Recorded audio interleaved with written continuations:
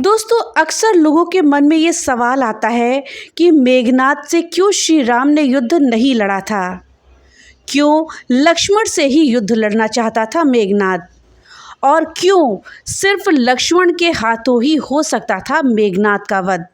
तो चलिए आज इस वीडियो में हम इन्हीं सवालों के जवाब जानते हैं। इस जानकारी के लिए वीडियो में हमारे साथ अंत तक बने रहिएगा, जिससे कि आपको सही और सटीक जानकारी प्राप्त हो पाए। दोस्तों, रामायण काल के कई ऐसे रहस्य हैं जिन्हें बहुत कम लोग जानते हैं। भारतीय संस्कृति के मार्गदर्शक स्वरूप महाग्रंथों में वाल्मीकि द्वारा रचित रामायण एक अनुपम महाकाव्य और स्मृति का अंग है। शास्त्रों के अनुसार ये अधर्म पर धर्म की विजय और धर्म की पुनर्स्थापना की गाथा के रूप में वर्णित किया गया है। रामायण में वर्णित राम का वनवास, सीता हरण और सीता की वापसी हेतु राम और रावण का धर्म युद्ध और मेघनाद वध स्वर्ण रूप से सुशोभित है। कहते हैं कि मेघनाद और लक्ष्मण का युद्ध अत्यंत दर्शनीय था, क्योंकि मेघनाद बहुत ही प्रबल योद्धा था।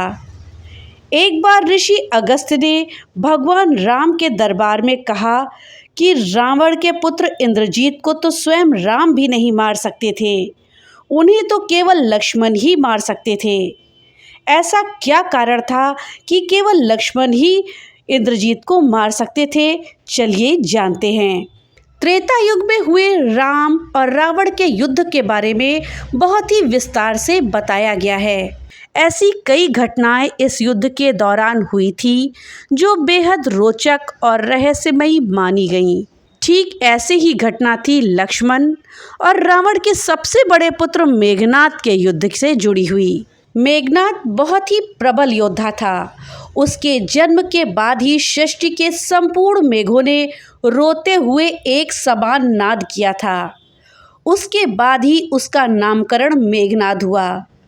उसके पास नागपाश रूपी एक ऐसा अस्त्र था जिससे वो अदृश्य होकर के राम लक्ष्मण सहित पूरी सेना पर बादलों के पीछे छुप करके वार कर सकता था। वो भली भांति जानता था कि संसार में किसी भी साधारण मनुष्य के हाथों उसका वध संभव नहीं है। रामायण के अनुसार मेघनाद ने 14 महायज्ञ किए थे ताकि ब्रह्मदेव को प्रसन्न कर सके। मेघनाद के इन 14 महायज्ञों से ब्रह्मदेव प्रसन्न हुए भी और उसे दर्शन भी दिए। जब ब्रह्मदेव ने मेघनाद से वरदान मांगने को कहा, तब मेघनाद ने ब्रह्मा जी से 2 वरदान मांगे। दोस्तों, ब्रह्मा जी से मेघनाद ने कौन से वरदान मांगे, इसको जानने से पहले आपसे एक छोटी सी रिक्वेस्ट है कि अगर आपको ज़रा भी वीडियो पसंद आ रही है तो कृपया वीडियो को लाइक कर दें और ज़्यादा से ज़्यादा शेयर करें, जिससे कि ये जानकारी अधिकतर लोगों तक पहुंच पाए। और हाँ, अगर चैनल पे पहली बार आए हैं तो कृपया चैनल को सब्सक्राइब कर दें और बेल आइकन दबाना ना भूलें, जिससे कि मेरी वीडियो सबसे पहले आप तक पहुंच सके। तो चलिए वीडियो में आगे बढ़ते हैं। दोस्तों, मेघनाद ने जो 2 वरदान मांगे, इसमें पहला वरदान ये था कि उसने 14 महायज्ञ किए हैं। ऐसे में उसकी मृत्यु उसी के हाथों से होगी जिसने 14 वर्षों तक निद्रा ना ली हो, यानी जो 14 सालों से सोया ना हो। इसके अलावा दूसरा वरदान देवी निकुंभला से जुड़ा हुआ था। मेघनाद ने अपने दूसरे वरदान में ये मांगा था कि जब भी मेघनाद को ज़रूरत होगी तब वो देवी निकुंभला का यज्ञ करके विजय रथ को प्राप्त करेगा, और जब तक वो उस रथ पर होगा कोई भी मेघनाद को ना तो हरा पाएगा और ना ही युद्ध के दौरान मृत्यु दे पाएगा। मेघनाद के इन दोनों वरदानों के अंतर्गत लक्ष्मण आते थे। भाई राम को वनवास मिलने के बाद लक्ष्मण ने श्री राम के साथ चुना, और जब तक श्री राम और माता सीता की सेवा में रहे तब तक वो 14 वर्षों तक नहीं सोए। लक्ष्मण ने पलक तक नहीं झपकाई थी। वहीं जब लक्ष्मण को ये पता चला कि युद्ध से पहले मेघनाद देवी निकुंभला का यज्ञ करने वाला है विजय रथ की प्राप्ति के लिए। तब लक्ष्मण जी ने हनुमान जी और वानर सेना की एक टुकड़ी को भेजकर वो यज्ञ खंडित कर दिया। इसी वजह से लक्ष्मण के हाथों ही मेघनाद का वध हुआ। केवल लक्ष्मण ही मेघनाद का वध आखिर क्यों कर सकते थे, इस बात को अगस्त्य मुनि ने भी श्री राम को विस्तार से बताया था। दोस्तों, धर्म और अधर्म के बीच युद्ध की समाप्ति के बाद भगवान श्री राम के राज्याभिषेक में सम्मिलित होने के लिए अनेक तपस्वी, ऋषि मुनि आदि भगवान राम से मिलने और आशीर्वाद देने के लिए वहां उपस्थित हुए।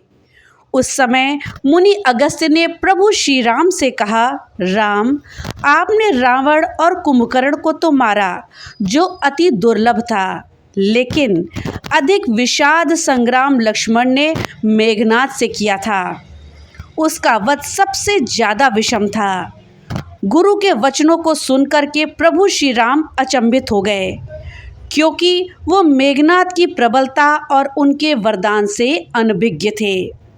तभी अगस्त्य मुनि उन्हें पूरी बात विस्तार से बताते हुए कहते हैं कि मेघनाद विश्व में एकमात्र ऐसा योद्धा था जिसके पास समस्त दिव्यास्त्र थे। तीनों महाअस्त्र, ब्रह्मास्त्र, नारायणास्त्र और महादेव का पाशुपतास्त्र था। उसे वरदान मिला था कि उसके रथ पर रहते हुए कोई उसको परास्त नहीं कर सकता।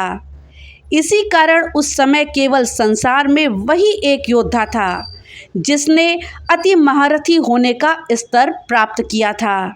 उसने स्वयं भगवान रुद्र से युद्ध की शिक्षा प्राप्त की और समस्त शस्त्र प्राप्त किए। रुद्र ने स्वयं ही कहा कि उसे इस समय संसार में कोई भी पराजित नहीं कर सकता, लेकिन उनका वध केवल लक्ष्मण के हाथों ही संभव है। महर्षि के मुखवाणी से मेघनाद का ऐसा वर्णन सुनकर के भगवान राम विस्मयित रह गए और बोले, लक्ष्मण निस्संदेह महाप्रचंड योद्धा हैं और उनके पास भी विश्व के सारे दिव्यास्त्र थे, किंतु उसे पाशुपतास्त्र का ज्ञान नहीं था जिसका ज्ञान मेघनाद को था। फिर भी लक्ष्मण किस प्रकार मेघनाद का वध करने में सफल रहे? आप ऐसा क्यों कह रहे हैं कि केवल लक्ष्मण ही उसका वध कर सकते थे? इस पर अगस्त्य मुनि ने कहा, आपका कथन सत्य है राम। जितने दिव्यास्त्र मेघनाद के पास थे उतने ही लक्ष्मण के पास थे, लेकिन मेघनाद को एक वरदान प्राप्त था। एक बार देवासुर संग्राम में रावण को इंद्र द्वारा बंदी बना लिया गया। तब मेघनाद ने अपने पिता की रक्षा के लिए इंद्र को ही बंदी बना लिया और उसे लंका ले आया। जब इंद्र को मुक्त कराने ब्रह्मा जी उसके द्वार पर पधारे तो ब्रह्मा से उसने एक वरदान रूपी अपेक्षा पूर्ण करने को कहा। अपने प्राणों की रक्षा और अमर रहने हेतु उसने ये वरदान मांगा, मुझे वही मार सकेगा जिसने 14 वर्षों तक ना तो भोजन ग्रहण किया हो, ना किसी स्त्री का मुख देखा हो और ना ही निद्रा का आहार ग्रहण किया हो। उसके वरदान की मांग को पूर्ण करके ब्रह्मा जी ने इंद्रदेव को मेघनाद की गिरफ्त से मुक्ति प्रदान करी। श्री राम बोले, मैं वनवास में 14 वर्षों तक नियमित रूप से लक्ष्मण के हिस्से का फल फूल देता रहा। उन्होंने कहा कि मैं सीता के साथ एक कुटी में रहता था, बगल की कुटी में लक्ष्मण रहते थे। फिर सीता का मुख भी ना देखा हो और 14 वर्षों तक ना सोए हो, ऐसा कैसे संभव है? अगस्त्य मुनि सारी बात समझकर मुस्कुराए। भगवान श्री राम से कुछ छिपा है भला? दरअसल सभी लोग सिर्फ श्री राम का गुणगान करते थे, लेकिन भगवान चाहते थे कि लक्ष्मण के तप और वीरता की चर्चा भी अयोध्या के घर घर में हो। अगस्त्य मुनि ने श्री राम से कहा कि क्यों ना लक्ष्मण जी से ये पूछ लिया जाए। लक्ष्मण जी आए तो श्री राम ने कहा कि आपसे जो पूछा जाए उसे सच सच कहिएगा। प्रभु ने पूछा, हम तीनों 14 वर्षों तक साथ रहे, फिर तुमने सीता का मुख कैसे नहीं देखा? फल दिए गए फिर भी अनाहारी कैसे रहे? और 14 साल तक सोए नहीं, ये कैसे हुआ? तब लक्ष्मण जी ने बताया, भैया, जब हम भाभी को तलाशते हुए ऋष्यमुख पर्वत पर गए तो सुग्रीव ने हमें उनके आभूषण दिखाकर पहचानने को कहा था।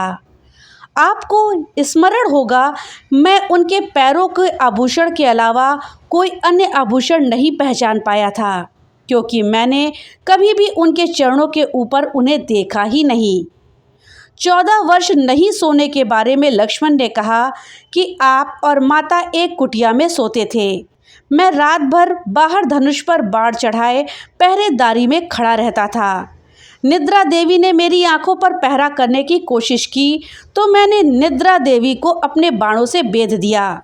निद्रा ने हार स्वीकार करी और वो 14 साल तक मुझे स्पर्श नहीं करेंगी, ये कह दिया।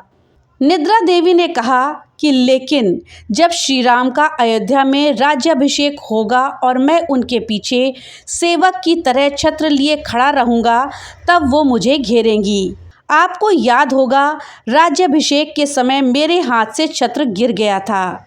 लक्ष्मण जी ने आगे बताया कि जब मैं जो फल फूल लाता था, आप उसके 3 भाग करते थे। एक भाग मुझे दे करके आप मुझसे कहते थे, लक्ष्मण फल रख लो। आपने कभी फल खाने को नहीं कहा। फिर बिना आपकी आज्ञा के मैं उन्हें कैसे खा लेता। मैंने उन्हें संभाल करके रख दिए। लक्ष्मण जी भगवान श्री राम से कहते हैं कि मैंने गुरु विश्वामित्र से एक अतिरिक्त विद्या का ज्ञान लिया था। इस विद्या से बिना अन्न ग्रहण किए भी व्यक्ति जीवित रह सकता है। उसी विद्या से मैंने भी अपनी भूख नियंत्रित की और इंद्रजीत को मार दिया। इतना सुनते ही रामचंद्र जी इतने भाव विभोर हो गए कि उन्होंने लक्ष्मण जी को गले लगा लिया। तो दोस्तों, ये थी जानकारी कि लक्ष्मण के हाथों ही मेघनाद का वध क्यों हुआ, क्यों लक्ष्मण और मेघनाद का युद्ध हुआ। जानकारी आपको कैसी लगी हमें कमेंट बॉक्स में लिख करके ज़रूर बताइएगा। तो मिलते हैं अगली नई वीडियो के साथ, तब तक के लिए राधे राधे।